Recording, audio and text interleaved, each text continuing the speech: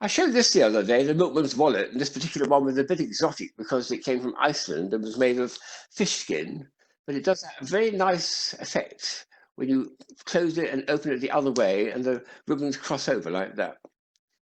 So it occurred to me that I ought to look at other versions of this effect. In fact, I found two other completely different versions of the effect.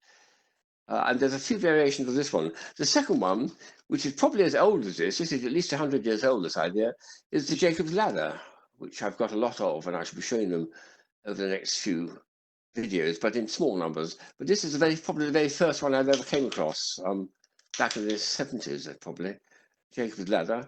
And then very recently, a third one came from the wonderful mind of Ernő Rubik, who I've met on 2 or 3 occasions, which is the Rubik Magic, which you're probably familiar with. This is clever because it doesn't flip in one direction all the time. It flips in that way and flips in that way. And then it comes in a set of 6 pieces usually. But that's got crisscrossing ribbons, which consist of very fine nylons, which are joined together like that, and then it must be quite a job for them to actually tackle, but running down the grooves here are the pieces which allow you to go in 2 directions. I wonder if it's possible to make a third direction. I don't know. But anyway, 3 different types of the crisscrossing ribbons, the milkman's wallet and the Jacob's Ladder, and then a very, very nice recent one of Ernő Rubik's ones. I've got just one variation of each of those to show you. This one particularly we've got lots of, and this is the very first Logic spec case, they call it, which came out. This is I've got a card here saying it's designed by Hans Nicht Röhrig, a professor over in Ulm, about 1996, I think it was, quite some time ago. It's getting a bit tacky now. This is something he's got there, but some lovely variations on this, which I shall be showing, because there's a lot of really, really clever redesigns of this one here. But that is the original one when it came out, so it's a bit precious, even though it's getting a bit mucky now.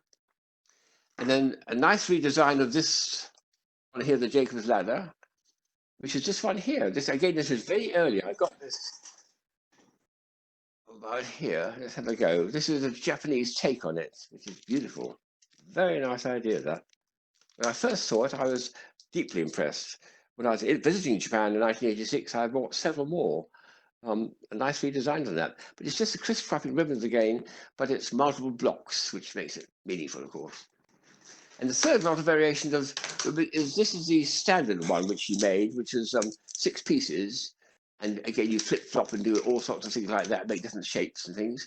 But looking at it more simply, there's simply a 4-way one here, which he used to advertise his products in the early days. And it's nice to see that even something as small as that can be made into, for instance, that shape there. And when you flip it once to another position, flip like that. And now you have to, let's go that way like that. Ah, there we are. And then it opens up into a little cross. So even something as simple as that becomes very subtle, and there's some beautiful variation to all those. I might just show one more variation of the milkman's wallet, which is this one here, talking about Rubik Game. This is produced, I think it was sold by a big departmental chain in England for Christmas a few years ago. It looks like an unsolved Rubik Cube. It's made of cardboard. It had sweets, which I have to say were pretty horrible. But look at the action. In order to solve it, you do exactly the same as the milkman's wallet. You've got just 2 pieces, and you've got crisscrossing ribbons there, crisscrossing ribbons. And of course, when you break it down like that, it solves it. And you've now got a solved Rubik Cube. Very nice idea. So there haven't been very many variations of this particular genre, although they're quite nicely redesigned just of the simple wallets. Been lots and lots of variations, which I shall be showing of the Jacob's Ladder. Not really any more of these I can find, but I'm going to be showing lots of these as well, because there's so many inventive people who come up with variations on the Logic spec cases. So all started really with these 2. I think these are the ones that historically, which go back a long way in history, as a lovely way of demonstrating the cleverness of a crisscrossing ribbon.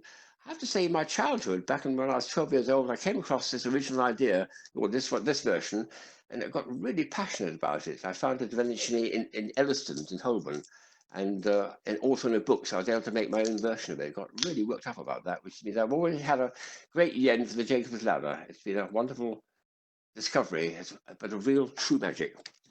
What's your favourite?